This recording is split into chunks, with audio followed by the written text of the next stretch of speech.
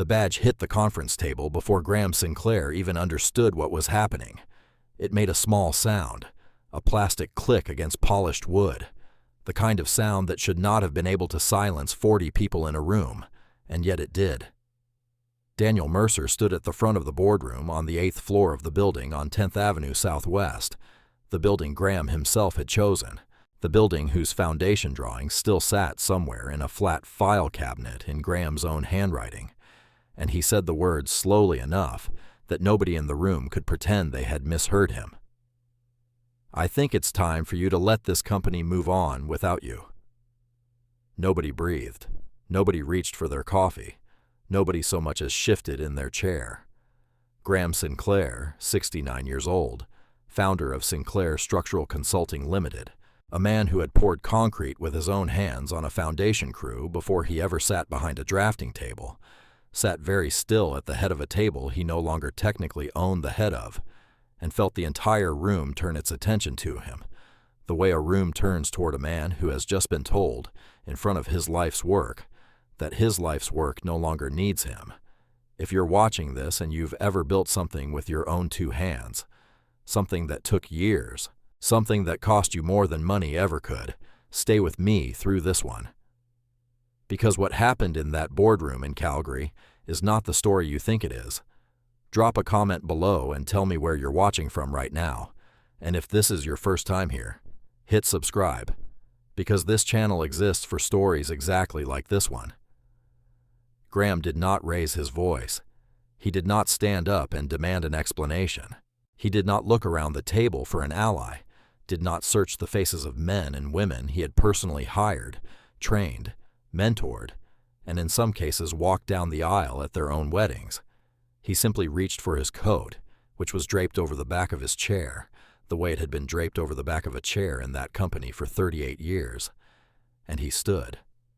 He looked at Daniel for a long moment, long enough that several people in the room would later say they thought he was about to speak. He did not.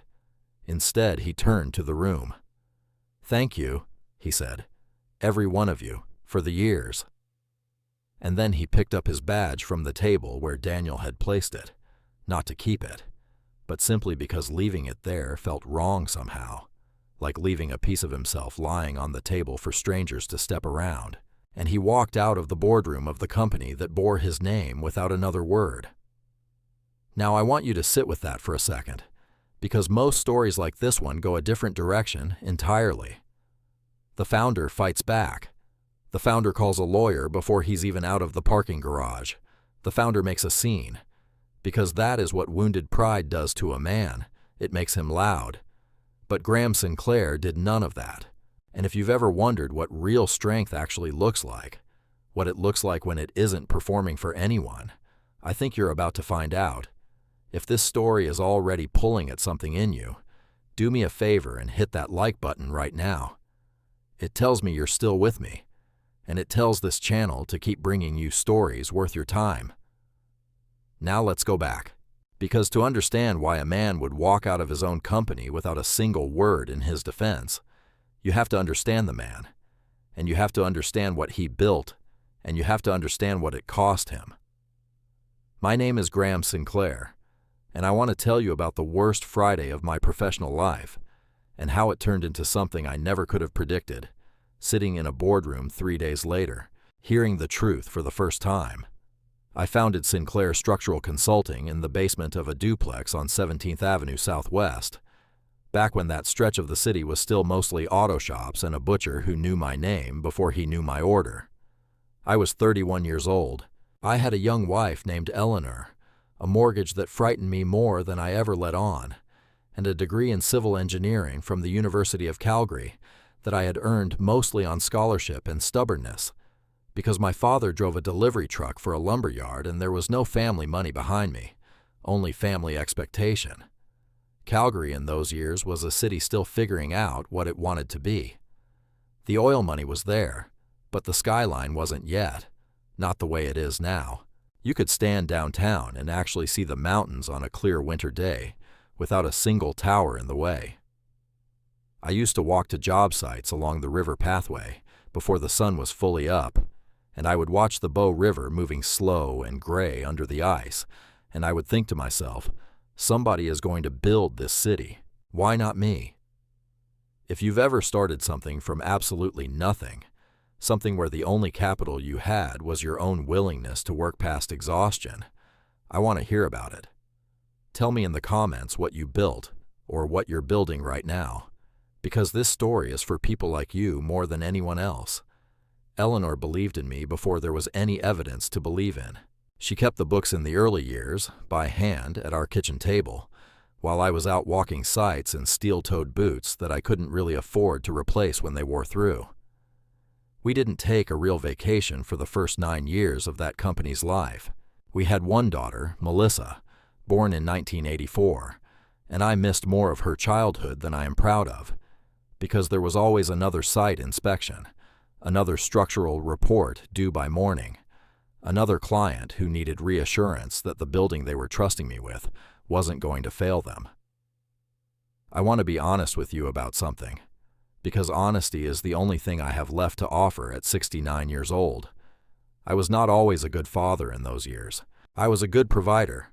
Those are not the same thing, and it took me far too long to understand the difference. Subscribe if stories like this one matter to you, because there's a new one here regularly, and I promise you, the people in this story are not who you think they are yet.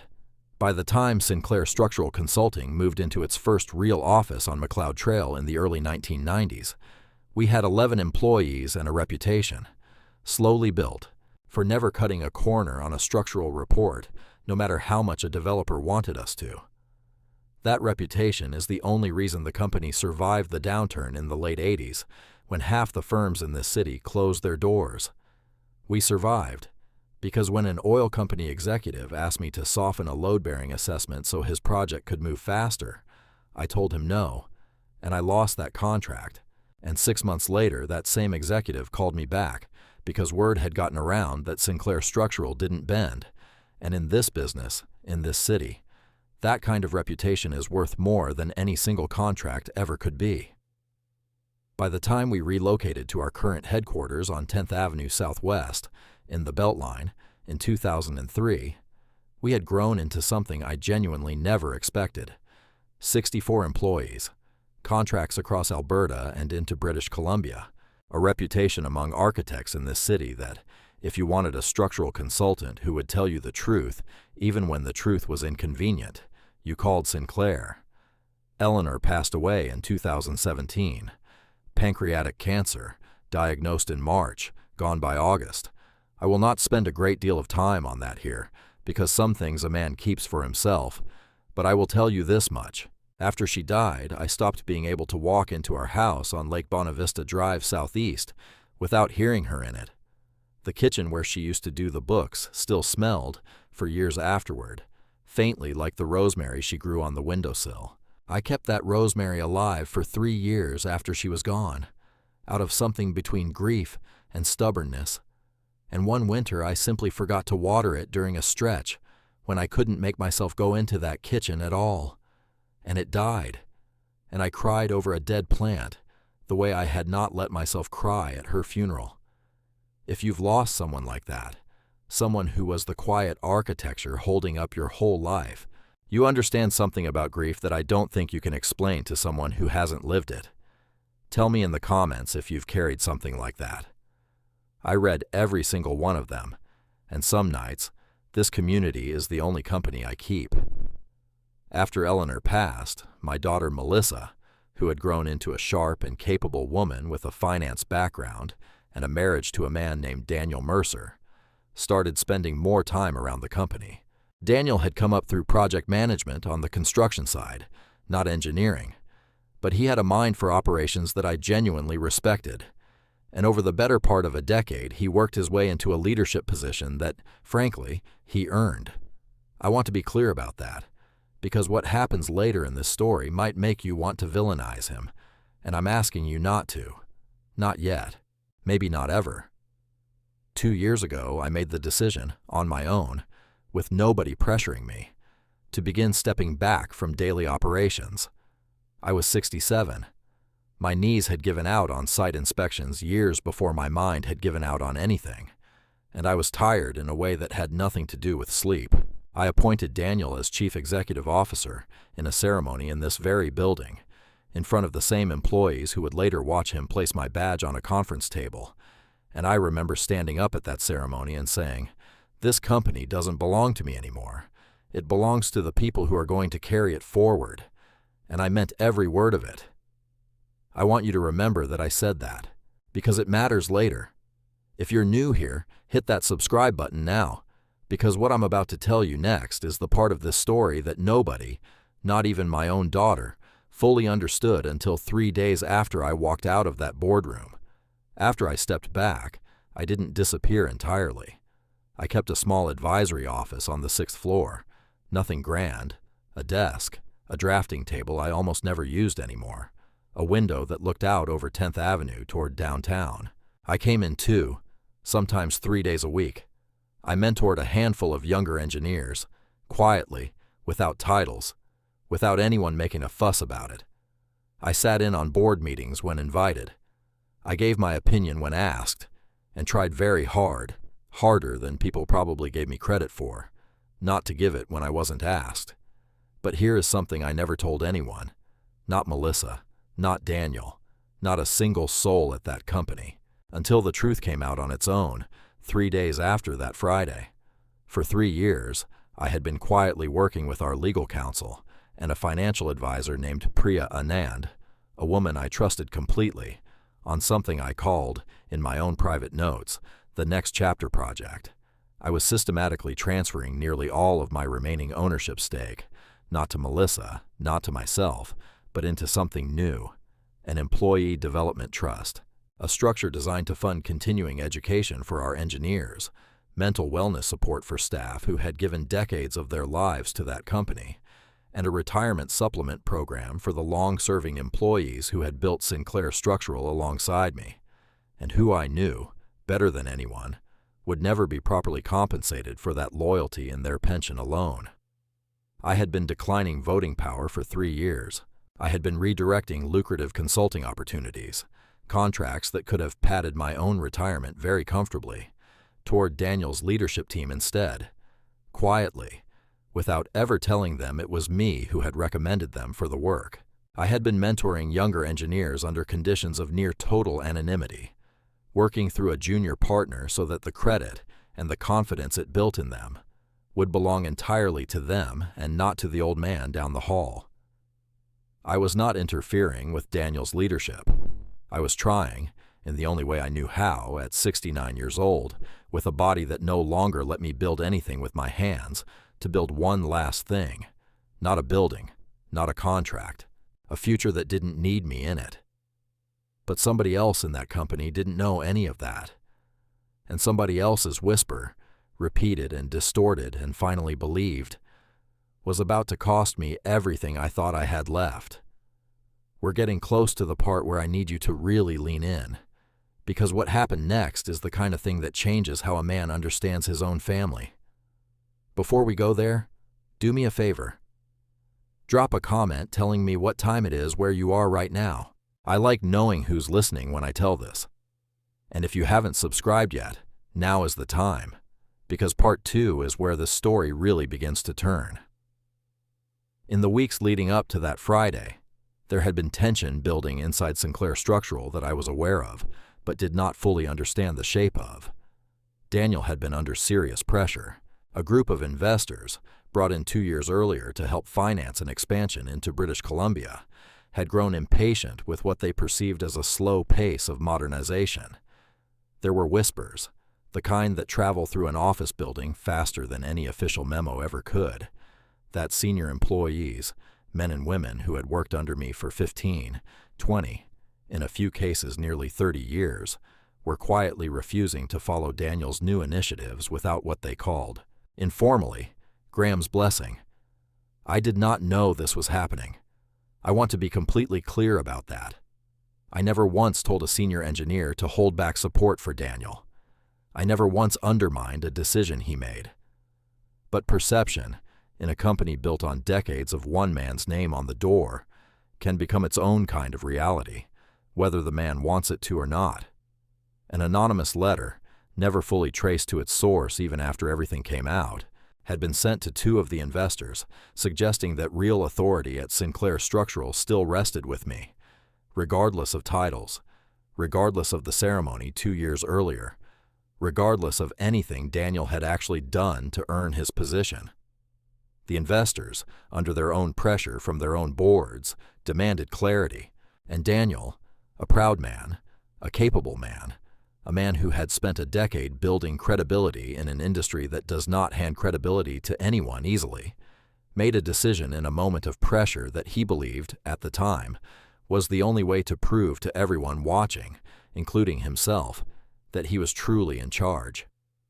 He chose the most public moment available to him, a company-wide leadership meeting, and he chose to remove the one thing that, in his mind, symbolized lingering authority that wasn't his. My badge. I didn't know any of this on that Friday. All I knew was the sound of plastic against wood, and 40 faces looking at me, and a silence so complete I could hear the hum of the building's ventilation system for what felt like the first time in 38 years. That weekend, I went home to Lake Bonavista Drive, and I did not call a lawyer. I did not call Melissa to ask her to intervene with her own husband. I went into the garage, and I pulled an old workbench out from under a canvas tarp, a bench Eleanor's father had built decades before I ever met her, and I started sanding it down, slow even strokes, the same way I used to clear my head after a difficult site inspection, back when my knees still let me climb scaffolding. I want to ask you something. Have you ever been wronged by someone you loved, and felt the strange, almost frightening calm of choosing not to fight back?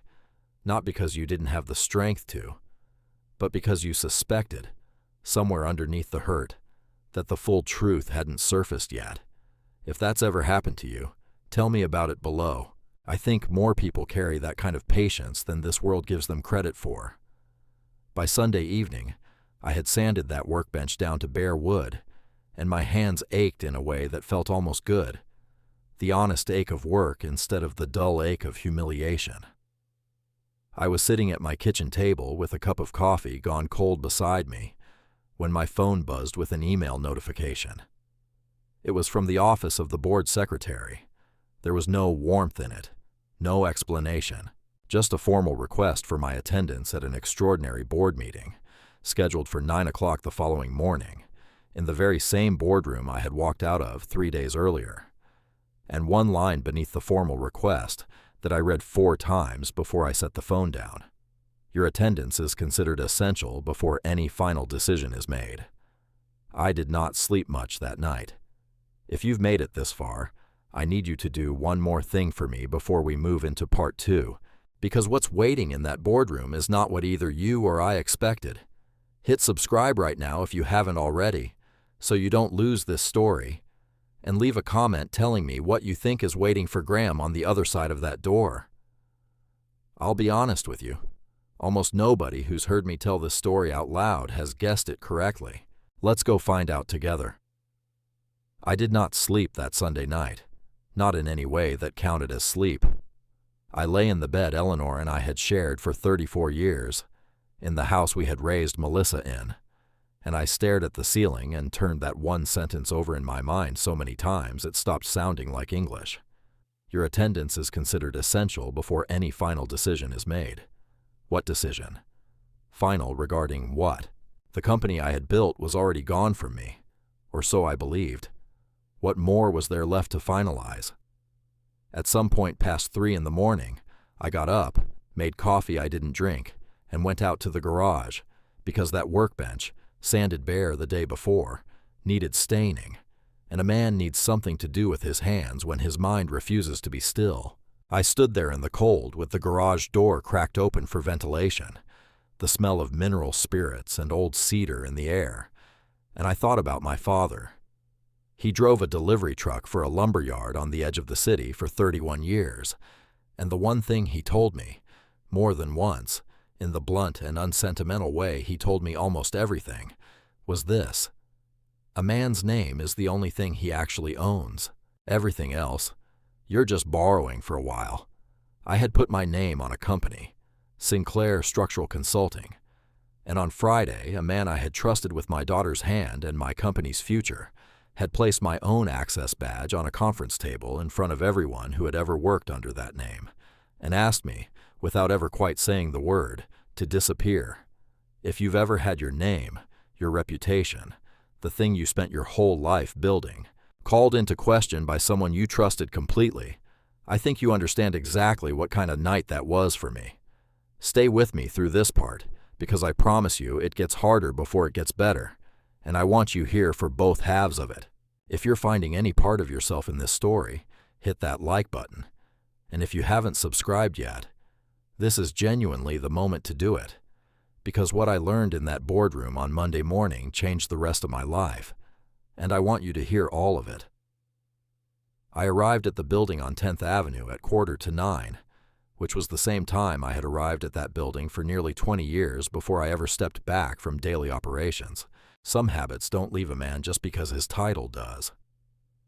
I parked in visitor parking, not the spot that had been mine for 2 decades, because I no longer had the badge to access the reserved level, and that small humiliation, parking like a stranger outside a building I had designed the very foundation of, hurt more than I expected it to. The receptionist on the ground floor, a young woman named Carla, who had worked there only 18 months, but who had always greeted me with genuine warmth, stood up from her desk when she saw me come through the doors.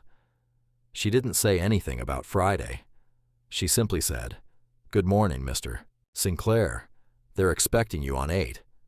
And there was something in her voice, something careful and almost protective, that told me she knew more than she was letting on.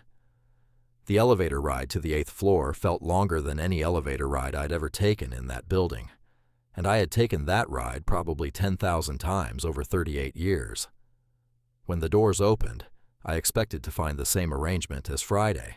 A long table, the senior leadership seated around it, Daniel at the head. What I found instead was different in a way that immediately told me something significant had shifted. The full board was present, which was unusual for anything other than a quarterly meeting. Priya Anand, our longtime financial advisor, was seated near the head of the table with a folder in front of her, thick enough to give me pause. Our legal counsel, a measured woman named Sandra Whitfield, who I had worked with for over 15 years, sat beside her, and Daniel was there, but not at the head of the table this time. He sat to the side, and when he saw me come in, something in his face changed in a way I hadn't seen from him in years. Not defiance, not the controlled confidence of the man who had placed my badge on the table 3 days earlier. Something closer to a man who had spent a sleepless weekend of his own. If you're picking up on what I'm hinting at here, write it in the comments. I want to see how many of you have already guessed it. And for everyone still watching, thank you for staying with me this far into the story. A new one of these goes up regularly, so make sure you're subscribed, because I promise the rest of this is worth every minute. The chairman of the board, a retired construction executive named Walter Boone, who had sat on Sinclair Structural's board since nearly the beginning, opened the meeting without much preamble. "Graham," he said, "I want to apologize to you before we go any further, because what's about to happen in this room should never have required a public spectacle to get here, and that responsibility falls partly on this board for not asking better questions sooner." I said nothing.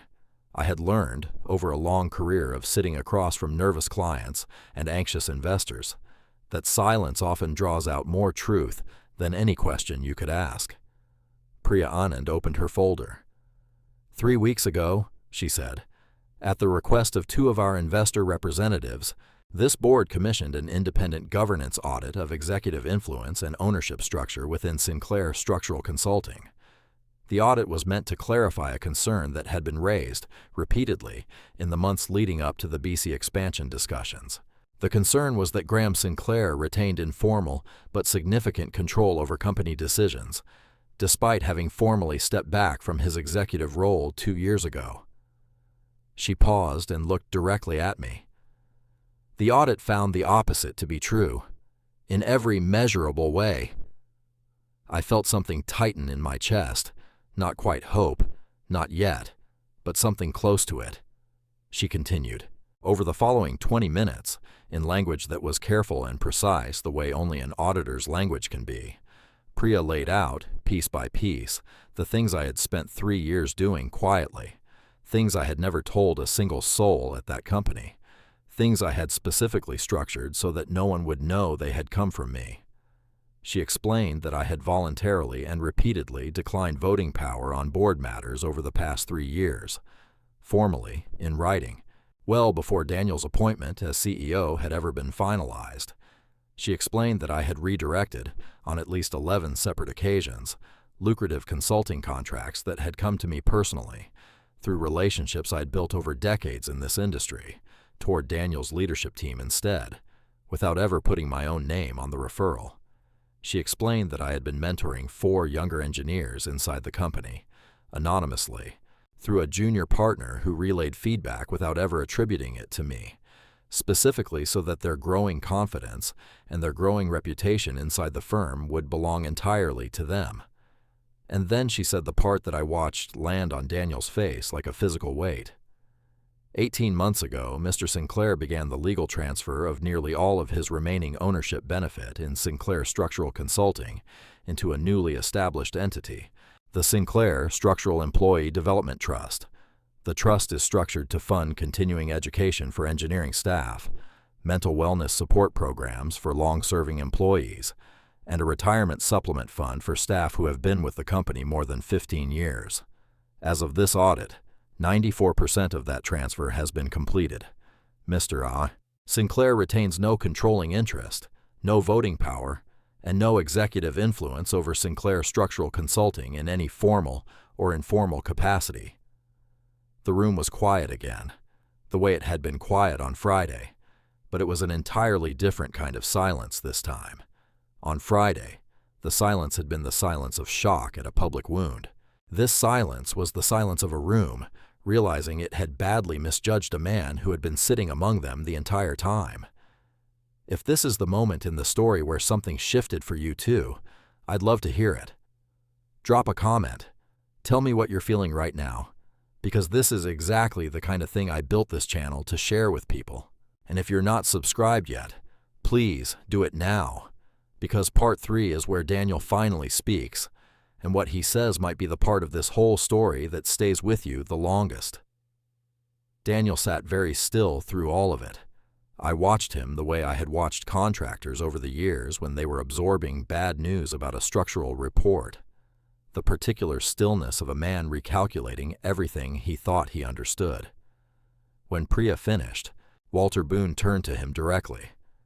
"Daniel, the board needs to hear from you." Daniel was quiet for a long moment. When he finally spoke, his voice did not have the composure it carried on Friday. It had something else in it. Something rawer. "I made a decision," he said, "based on incomplete information. Under pressure I should have handled differently, and I humiliated a man who has done nothing but try to protect this company and everyone in it, including me, for nearly 40 years. He looked at me directly for the first time since I had walked into that boardroom.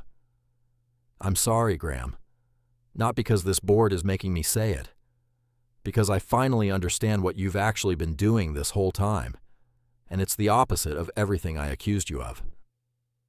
I want to pause the story right here, because we are not done, not even close, and there is a great deal more to tell you about what happened after that apology, about Melissa, about the months that followed, about the mentorship center that came out of all of this, and about something Eleanor used to say to me that I finally understood the full weight of, sitting in that boardroom at 69 years old. But that's a story for the next part. Before we get there, I want to ask you to do 3 things for me. First, comment and tell me where you're watching from, because I genuinely love knowing who's out there listening to this with me. Second, hit that like button if this story has earned it, because it tells this channel to keep making more of them. And third, subscribe, because there is a great deal more of Graham Sinclair's story left to tell, and I don't want you to miss a single piece of it. Thank you for staying with me this far. The truth is always worth waiting for. I have told this story now in front of audiences I will never meet, through a screen I still don't fully understand the mechanics of, and every single time I reach this part, I have to stop for a moment before I continue. Because what happened after Daniel's apology in that boardroom was not the end of anything. It was, in many ways, the real beginning. Walter Boone called for a 15-minute recess after Daniel spoke, the kind of practical pause a chairman calls when a room full of professionals needs a moment to be human again before getting back to business. I remember standing up from my chair slowly, my knees announcing themselves the way they always did after sitting too long, and walking to the window at the far end of the boardroom, the same window I used to stand at 30 years earlier when I was a younger man trying to convince investors that a fledgling structural consulting firm was worth their confidence. If you're just joining this story, welcome, and I mean that sincerely. This is part 3 of something I've been telling piece by piece, and I'd encourage you to go back and watch from the beginning if you haven't, because what's coming next won't land the same way without it. For everyone who's been here since the boardroom doors first opened, thank you for staying with me. Drop a comment and let me know you made it this far, because I read every one, and it matters more than you might think. Daniel approached me at that window while the rest of the board filtered out for coffee and quiet conversation in the hallway. He didn't say anything at first. He simply stood beside me, looking out over 10th Avenue the same way I was, the late autumn light flat and gray over the Beltline rooftops, the kind of Calgary sky that promises snow before the week is out. "I don't know how to undo Friday," he finally said. "You can't," I told him. "Some things don't undo. They just become part of what happened. The question isn't whether you can erase it. The question is what you do with it now." He was quiet for a long moment, and then he asked me something I wasn't expecting. "Why didn't you defend yourself? In the meeting? You just stood up and walked out. 40 people in that room and you didn't say a single word." I thought about that question for longer than the silence probably felt comfortable to him, because it deserved an honest answer rather than a quick one. "Because the moment you placed that badge on the table," I said, "I understood that whatever was happening had nothing to do with the truth. It had to do with fear and pressure and a decision you'd already made before you walked into that room. Defending myself in that moment wouldn't have changed your mind. It would have just turned a private misunderstanding into a public spectacle that everyone in that room would have had to choose sides on. I didn't want that for them. Most of those people have given this company 15, 20 years of their lives. They didn't deserve to be put in the middle of something between you and me. If there's one thing I want you to take away from this story, even if you take nothing else, it's this. Sometimes the strongest thing a person can do is refuse to make their pain into everyone else's burden. I've thought about that more in the months since this happened than almost anything else in my life, and I think it's worth sitting with for a moment. If that idea means something to you, tell me about it in the comments. And if this video is doing what I hope it's doing, give it a like right now, because it helps this story reach someone else who might need to hear it today. When the board reconvened, the conversation shifted from the audit findings to the practical question of what happens next. Walter Boone, ever the careful chairman, made it clear that the board's first instinct was to formally reverse Daniel's decision, to reinstate me to some official capacity, to issue a public statement correcting the record in front of the same employees who had watched the original humiliation unfold. I declined. I want to explain why, because I think it surprised everyone in that room, as much as it might surprise you. I told the board that reinstating me, publicly, with some kind of ceremony or statement, would not actually fix what was broken. It would simply replace one performance with another. The real damage from Friday wasn't that I lost a title. I had already given that title away, willingly, 2 years earlier.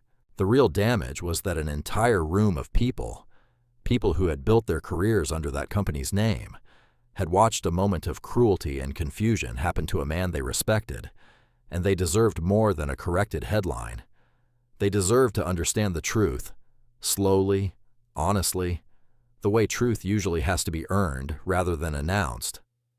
What I'd like, I told the board, is to go back to exactly what I was doing before Friday ever happened.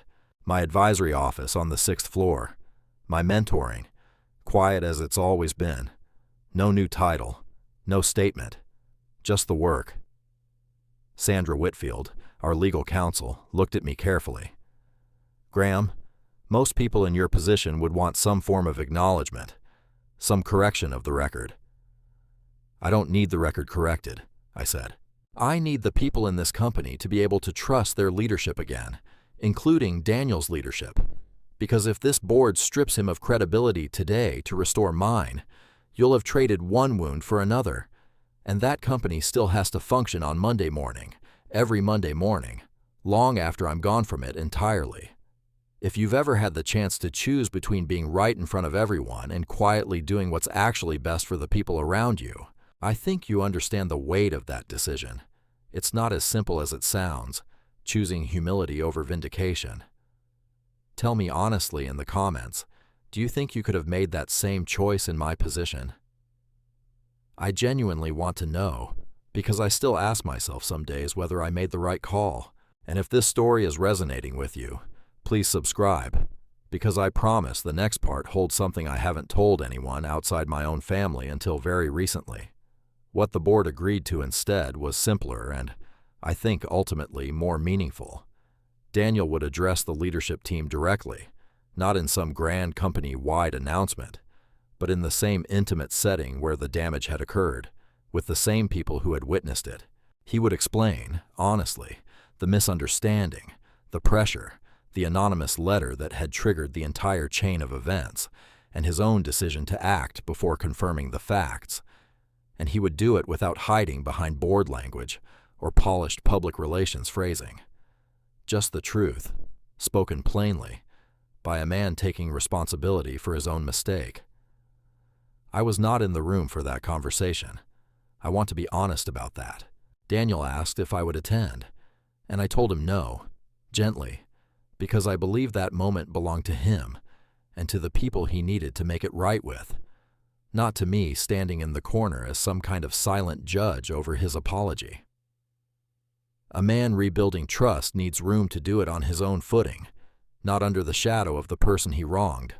What I learned afterward, secondhand, from a structural engineer named Rupa Bhandari, who had worked under me for 19 years, and who later told me about it over coffee in the employee lounge, was that Daniel had stood in front of that same leadership team, in that same boardroom, and had said something close to this, that he had let pressure from people outside the company, people who didn't understand what Sinclair Structural actually was, push him into treating a respected colleague the way you treat a threat instead of the way you treat a mentor.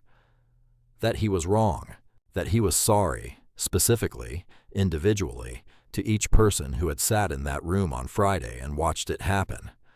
Rupa told me she cried a little, hearing him say it, not because the apology fixed anything immediately, but because it was the first time in months she had felt like the leadership of that company was being honest with the people who worked under it. If you've ever watched someone you respect own a mistake fully, without excuses, without softening it for their own comfort, you know how rare and how powerful that actually is. I'd love to hear about a time someone did that for you, or a time you did it yourself, even when it was hard. Share it below.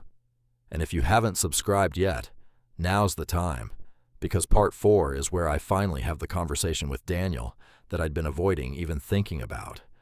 The one about why, exactly, I had spent 3 years giving away everything I built without telling a single soul, not even my own daughter. In the weeks that followed, life at Sinclair Structural slowly began returning to something resembling normal, though I want to be careful not to make it sound easier than it was. Trust, once shaken, doesn't snap back into place the way people sometimes wish it would in stories like this one. There were employees who remained cautious around Daniel for months. There were investors who asked uncomfortable questions about governance and oversight that took real time and real transparency to answer properly. Walter Boone and the rest of the board implemented new structures specifically designed to prevent anonymous accusations from ever again being able to shape a decision of that magnitude without verification first. I want to take a moment here, because I think this part matters as much as anything dramatic that happened in that boardroom. A company, like a family, like a marriage, like any relationship built over decades, doesn't heal because of one good conversation. It heals because of 1,000 small, ordinary choices made afterward, day after day, by people who decide that the relationship is worth the slow, unglamorous work of rebuilding it. I came into the office on the 6th floor most days that winter, the same advisory office I'd kept for 2 years, the desk by the window looking out over 10th Avenue, and I did exactly what I'd always done. I reviewed structural reports when asked. I sat with younger engineers, some of whom I'd been quietly mentoring for over a year without their knowing the depth of it. And I answered their questions the way someone had once answered mine, back when I was a young man with more ambition than confidence, standing on a job site in boots I couldn't afford to replace. One afternoon in late November, snow falling steadily outside my window, the kind of soft, persistent Calgary snow that makes the whole city go quiet, Melissa came to see me. My daughter, 41 years old, a woman I had watched grow from a little girl who used to fall asleep under my drafting table while I worked late, into someone sharp and capable in her own right, someone who had built her own career in finance, entirely separate from the company that bore our family name. She sat down across from me, and for a long moment, she didn't say anything at all. I could see something in her face that I recognized, because I had worn that same expression myself more times than I could count over the years. The particular weight of a daughter trying to understand her father more fully than she ever had before. "Dad," she finally said, "why didn't you tell me about the trust? About any of it? I'm your daughter. I work in finance. I would have understood what you were doing better than almost anyone. If you've ever had to explain a decision to someone you love that, on its surface, looked like it excluded them, you know how delicate that conversation can be." I want to tell you exactly what I said to my daughter that afternoon, because I think it's one of the more honest things I've ever said to anyone in my life. But that conversation deserves its own space, its own time, and I don't want to rush through it here.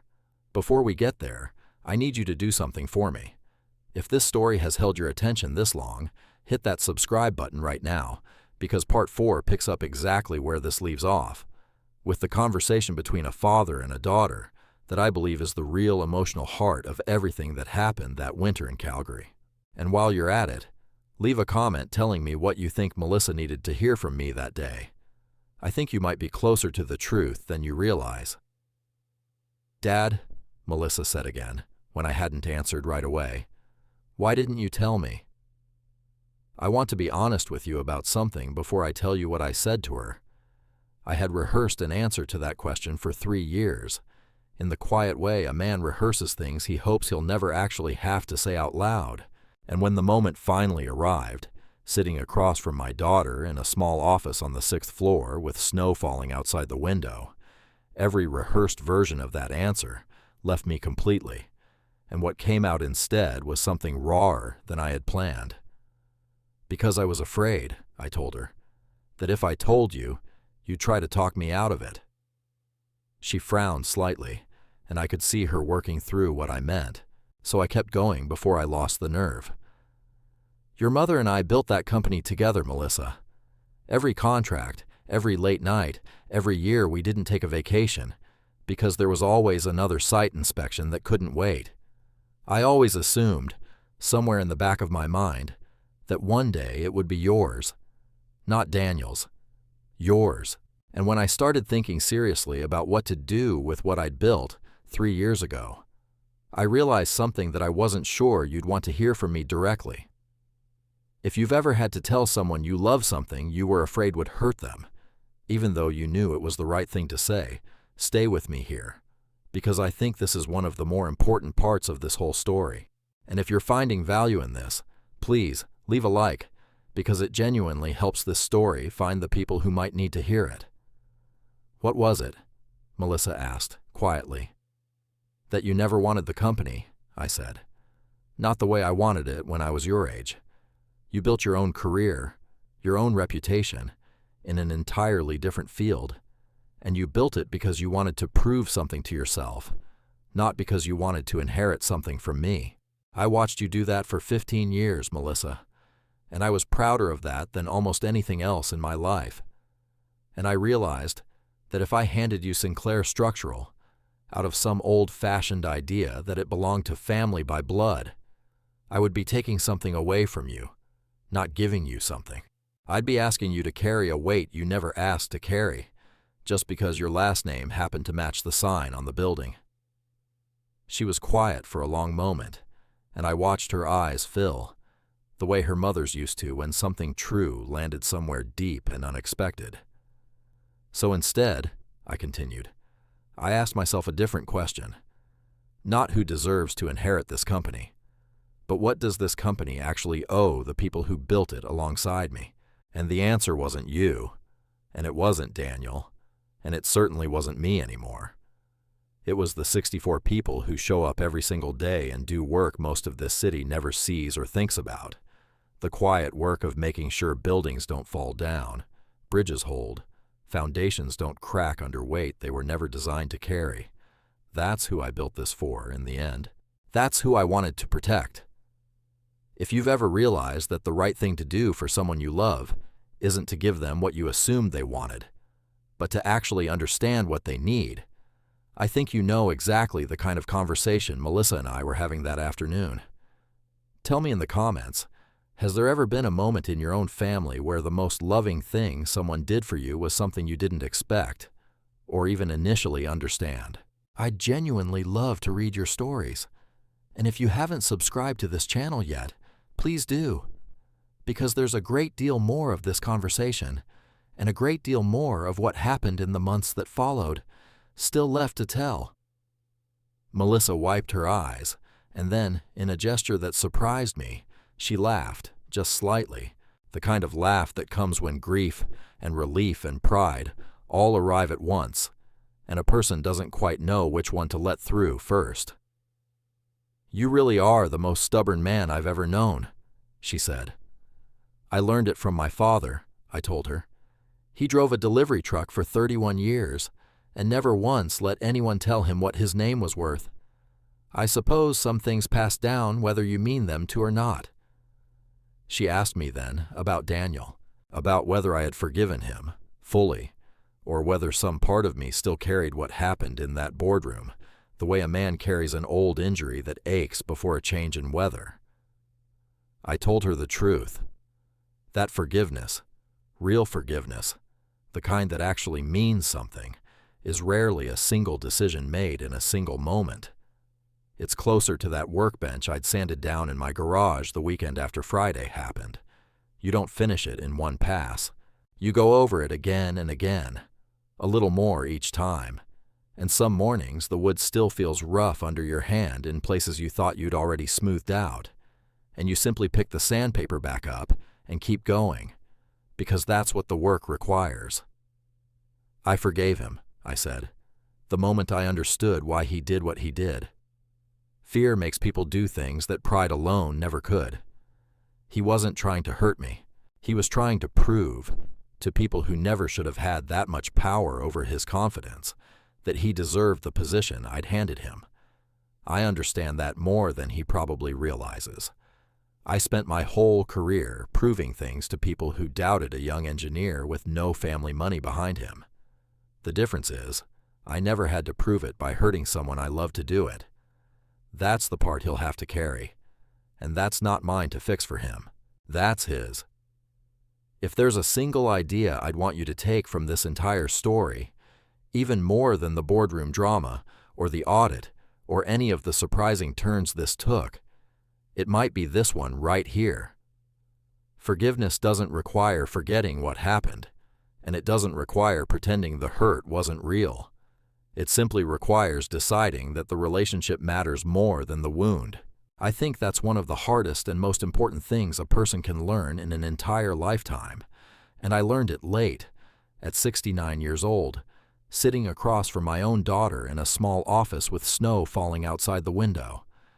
If that idea is sitting with you the way it sat with me, please hit that like button right now and leave a comment telling me what forgiveness has looked like in your own life.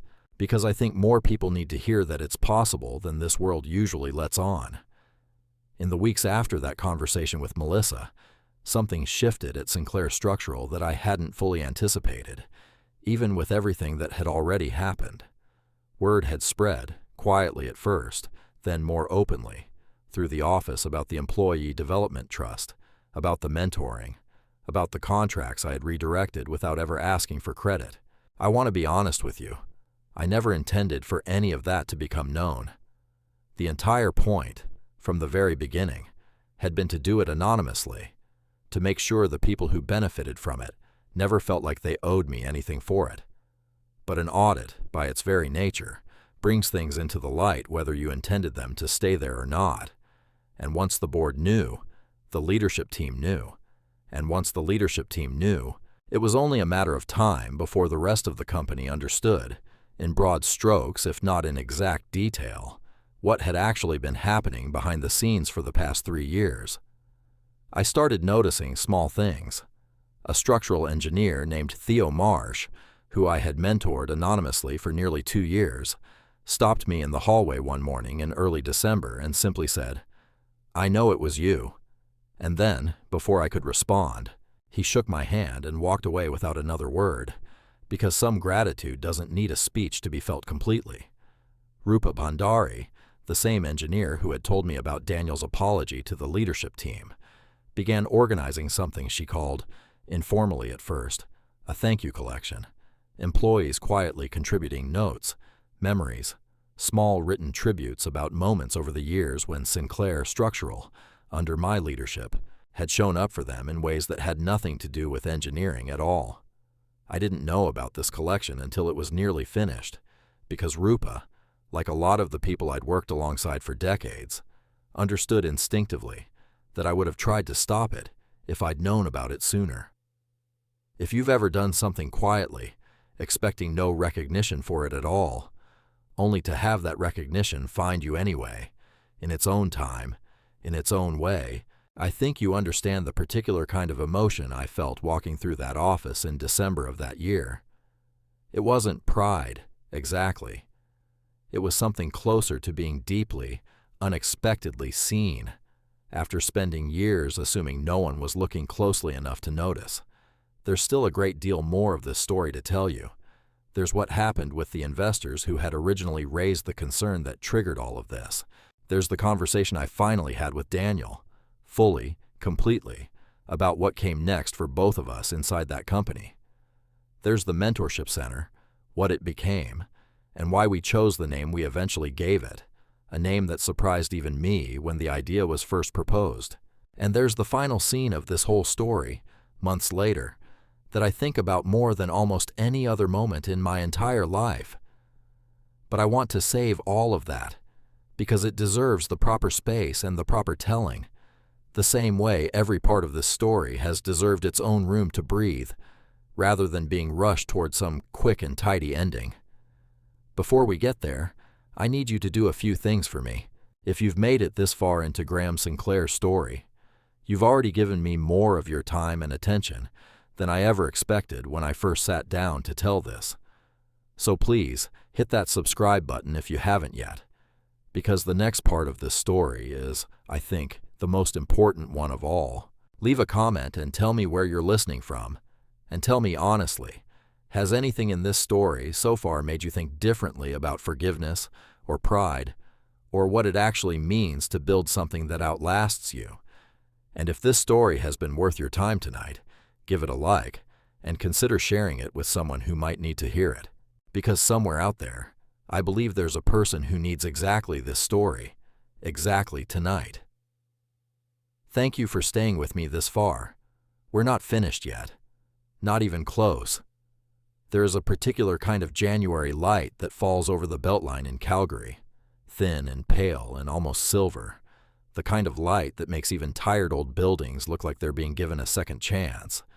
And it was in that light, on a Tuesday morning 2 months after the boardroom on 10th Avenue had nearly cost me everything I'd spent a lifetime building, that I finally sat down across from Daniel Mercer for the conversation I had been quietly avoiding since the day my daughter and I spoke in my small office on the 6th floor.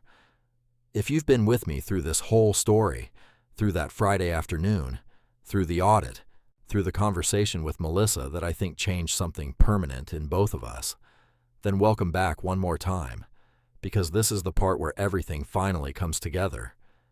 And if this is the first part of Graham Sinclair's story you're watching, I genuinely encourage you to go back to the beginning first, because what's about to happen here will mean a great deal more once you understand everything that came before it. Either way, thank you for being here. Drop a comment and let me know you've made it this far, because this community has carried me through telling this story more than you probably realize. Daniel and I met not in the boardroom, and not in his office, the office that used to be mine, but in the small employee lounge on the 3rd floor, the one with the slightly off-kilter coffee machine that had been making coffee just a little too strong for as long as anyone could remember, and a row of windows that looked out over the back alley instead of the avenue, the kind of unglamorous view that somehow made honest conversations feel more possible than they ever did in rooms designed to impress. "I've been wanting to ask you something," Daniel said, once we'd both settled into the worn chairs by the window. 2 cups of that overly strong coffee between us, and I haven't known how to ask it without it sounding like I'm fishing for forgiveness I haven't earned yet. "Ask it anyway," I told him. "Why did you build the trust the way you did? Why give away nearly everything, quietly, with no recognition, instead of just retiring comfortably and letting the company run itself? You'd earned the right to step back and simply enjoy what you'd built. Nobody would have faulted you for that." I thought about that question for a long while, the way I'd learned to think about the questions that actually mattered, slowly, without rushing toward an answer just to fill the silence. If you've ever wondered why some people seem to give more of themselves to others than the world ever seems to ask of them, stay with me here, because I think the answer I gave Daniel that morning is close to the center of everything I've learned in nearly 70 years on this earth. And if this story has meant something to you so far, please consider hitting that like button right now, because it genuinely helps stories like this one find the people who need them most. "When I was 26 years old," I told him, "before Eleanor, before the company, before any of it, I worked a single summer on a foundation crew for a contractor who, frankly, didn't deserve the respect any of us gave him. He cut corners. He paid us late more often than not. And one August afternoon, a trench we were working in collapsed because the shoring hadn't been done properly, because he'd told the crew foreman to skip a step to save 2 days on the schedule. A man named Pete Halloran, who'd been working that crew for 9 years, was buried up to his chest before we got him out. He survived, but he never walked the same again." Daniel was quiet, listening the way a man listens when he senses he's about to hear something that's going to recontextualize everything he thought he understood about another person. "I left that job within the month," I continued, "and I went back to finish my engineering degree with a kind of fury I hadn't felt before, because I understood, watching Pete Halloran get pulled out of that trench, that the work I was choosing to do for the rest of my life had the power to either protect people or fail them, and there was no neutral version of it. Every structural report I've ever signed my name to since that day, I've signed thinking about Pete. Every employee I've ever hired, I've thought about what it would mean if that company failed them, the way that contractor failed him. If you've ever had a single moment in your life, often when you were young and didn't yet understand its full weight, that quietly shaped every decision you'd make for the rest of your years, I'd love to hear about it in the comments below. I think these moments are far more common than we usually admit to each other, and I think naming them out loud is part of how we honor the people who were affected by them. The trust, I told Daniel, wasn't really about giving away the company. It was about making sure that no matter what happened after I was gone, no matter who sat in the chair you're sitting in now, the people doing the actual work, the ones out on site inspections in boots that don't fit quite right yet, the ones who've given this company 15, 20, 30 years of their lives, would always have something protecting them that didn't depend on any single person's goodwill. I didn't want Sinclair Structural's care for its people to live or die with me. I wanted it built into the bones of the place. The way good engineering is built into the bones of a building, so that it holds up long after the people who designed it have stopped being able to check on it themselves. Daniel set his coffee down, and for a long moment he didn't say anything at all. When he finally spoke, his voice had a roughness to it I hadn't heard from him before, not in all the years I'd known him as my son-in-law, not even in the boardroom when he'd offered his apology. "I removed you from this company," he said, "because I thought protecting it meant proving I didn't need you anymore, and the entire time you'd already spent 3 years proving that the company never needed either of us. Not really. Not the way we thought it did. It needed to be built to outlast both of us." "That's the job," I told him. "That's the whole job, Daniel. Not building something that needs you forever. Building something that eventually doesn't. If that idea is landing on you the way it landed on Daniel that morning, I'd ask you to sit with it for a moment before you scroll past it.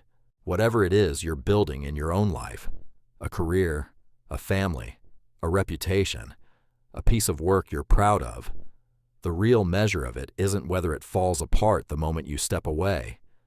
It's whether it was built well enough to stand without you holding it up forever.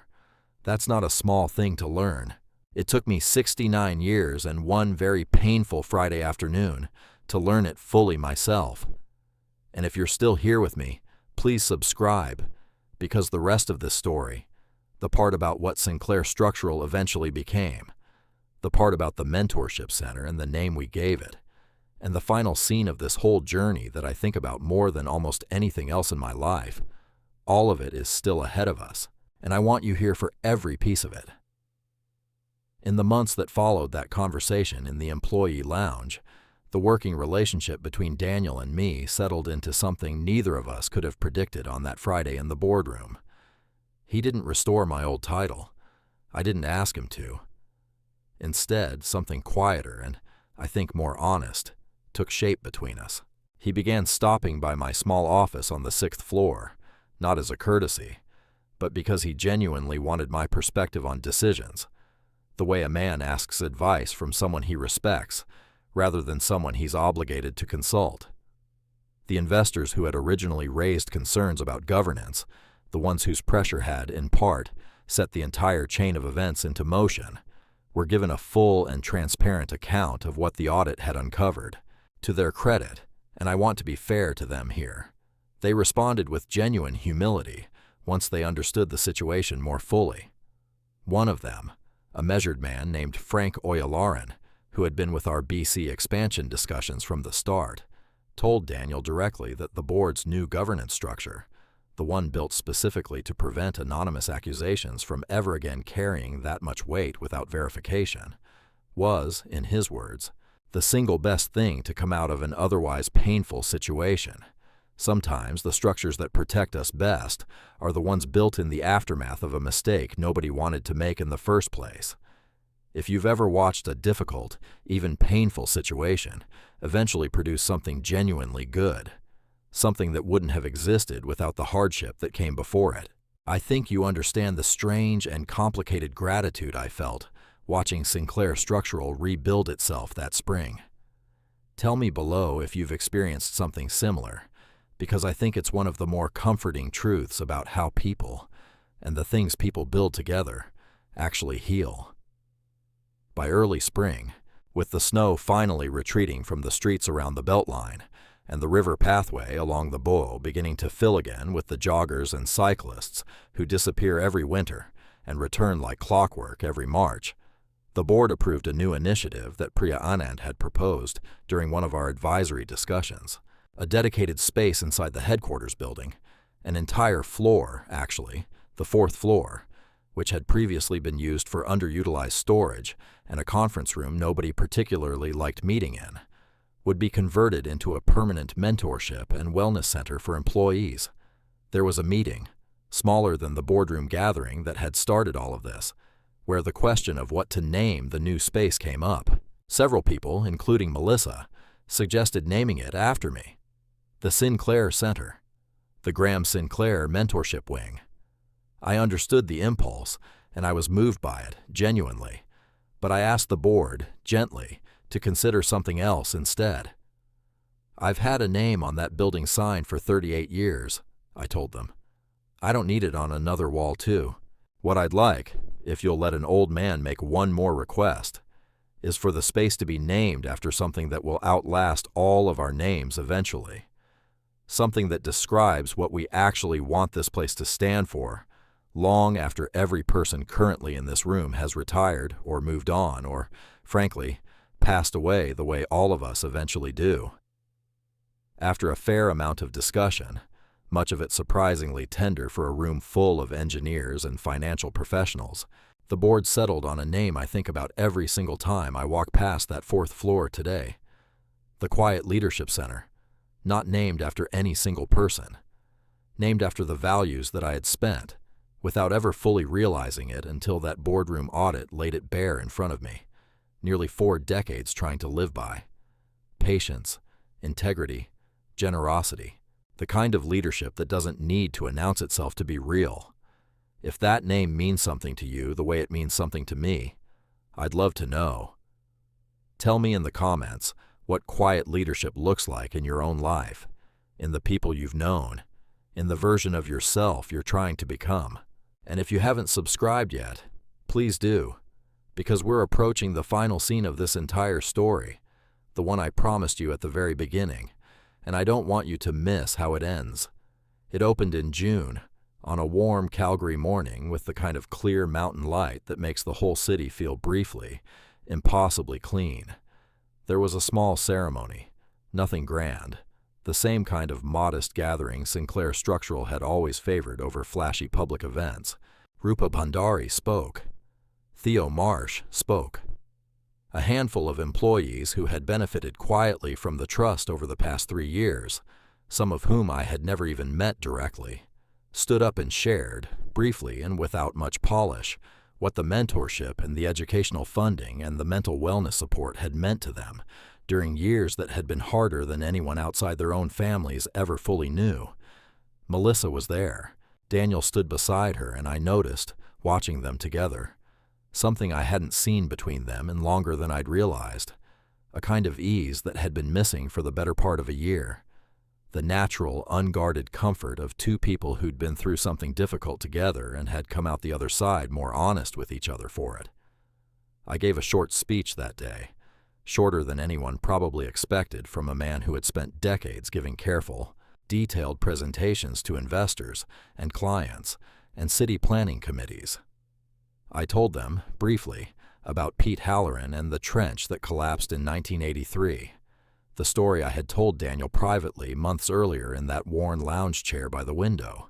I told them that everything I had ever built, every report I had signed, every employee I had hired, every quiet contribution I had made over the past 3 years, had come from one simple conviction, that the work we do is never really about the buildings. It's about the people inside them, and the people who build them, and whether the structures we create, both the physical ones and the human ones, the companies and the families and the teams we belong to, hold up under the weight life eventually puts on all of them. If you've stayed with this story all the way to this point, through the boardroom, through the audit, through the conversation with my daughter, through everything Daniel and I worked through that winter and spring, I want you to know how genuinely grateful I am that you gave this much of your time to a 69-year-old engineer's story about pride and fear and the long, slow work of rebuilding trust. Please, before we finish, hit that like button, because it tells me this story was worth telling, and it helps the next person scrolling past find it too. And if you haven't subscribed yet, now is truly the moment, because there are more stories like this one waiting. Stories about the quiet, unglamorous work of becoming a better version of yourself. The kind of work that rarely gets celebrated the way it deserves to be. I want to take you back, one final time, to where this all began, to a Friday afternoon in a boardroom on 10th Avenue, the click of a badge against a polished table, 40 people sitting in a silence so complete I could hear the building's ventilation system for what felt like the first time in 38 years. I want you to remember how that moment felt, the humiliation of it, the unfairness of it, the way it would have been so easy, so understandable, for me to fight back, to defend myself loudly, to demand an apology in front of everyone, the same way the wound had been delivered in front of everyone. I didn't do that. And I want to tell you, honestly, that it wasn't because I'm a particularly patient man or a particularly forgiving one by nature. It's because somewhere underneath the hurt, I understood something I'd spent a lifetime learning the hard way. That the things worth building, the things worth protecting, are rarely served by the loudest response available to us in the moment of our deepest pain. They're served by patience, by restraint, by a willingness to let the truth surface in its own time, even when waiting for it feels almost unbearable. I think about Eleanor often these days, more than I probably let on to anyone, including Melissa. I think about the rosemary on that windowsill that I let die one winter because I couldn't bring myself to walk into the kitchen. I planted a new one this spring on the same windowsill, and I water it every single morning now, not because the grief is gone, but because I've learned that tending to something small and ordinary, day after day, is sometimes the most honest way we have of honoring what we've lost and protecting what we still have left to give. The Quiet Leadership Center on the 4th floor of that building is open every day now. Engineers I've never personally met walk through it. Some of them will never know my name had anything to do with its existence, and I find, somewhat to my own surprise, that I prefer it that way. There's a particular kind of peace in building something that doesn't need your name attached to it in order to matter. I think that might be the truest measure of a life well spent. Not what gets remembered with your name on it, but what continues quietly, faithfully, long after anyone stops bothering to ask who started it. I still go into that small office on the 6th floor, 2 or 3 days a week, the same window, the same view over 10th Avenue toward downtown. I still mentor younger engineers, quietly, the way I always have. And every so often, when the light hits that office a certain way in the late afternoon, I think about a 31-year-old man standing in a basement on 17th Avenue Southwest, terrified and stubborn and entirely unsure whether any of it would ever amount to anything. And I find myself genuinely grateful for every single difficult thing that had to happen to bring me to exactly where I am now. If there's one lesson I'd want you to carry away from everything I've told you across these 5 parts of my story, it would be this. The legacy that actually matters isn't the company you leave behind, or the title on your office door, or the name etched into a building's sign. It's the character you manage to leave inside the people who continue the story after you're gone. Buildings eventually need repairs. Companies eventually change hands. Names eventually fade from memory, no matter how prominently they were once displayed. But the patience you showed someone, the generosity you offered without needing credit for it, the integrity you held onto, even when it would have been easier to abandon it, those things have a way of outlasting every structure we could ever build, because they live on in the people we touched, quietly, faithfully, across every ordinary day we were given. Thank you truly for spending this time with me, and with Graham Sinclair's story. If it meant something to you, even a small something, please leave a comment and tell me what part of it stayed with you the most. Give this video a like if you haven't already, because it helps stories like this one reach the people who might need them tonight. Subscribe to this channel if you want more stories exactly like this one, because there are many more waiting to be told. And if you know someone in your own life, a parent, a colleague, a friend, who's carrying pride or pain or quiet patience the way Graham carried his, please consider sharing this with them. You never know exactly when a story like this one might reach someone at precisely the moment they need it most. Take care of each other out there. And remember, the quietest kind of strength is very often the kind that lasts the longest.